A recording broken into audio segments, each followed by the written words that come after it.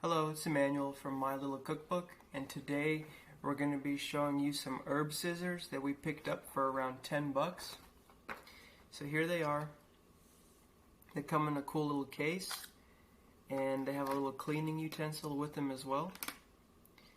These are pretty cool. As you can see, they have 5 blades, and they're used to chop herbs.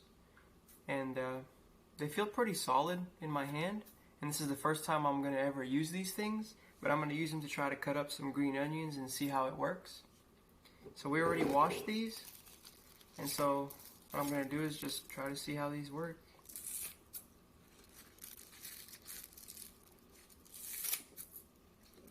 So here I go. And these are pretty cool because for each chop, instead of having to chop something 5 times, there's 5 blades, so I literally get, like, I can do this in like 1/5 of the time, so it takes 1/5 of the effort to do this, rather than using a knife and having to, chop 5 times for every 1 time with this thing. I mean, as you can see, they work pretty well. There's a lot of stuff stuck in between there, and I'm sure that's what this tool's for. Yeah, there it is, look at that, you can just slide it right this and get all of that out with a little tool, and it comes out even slices.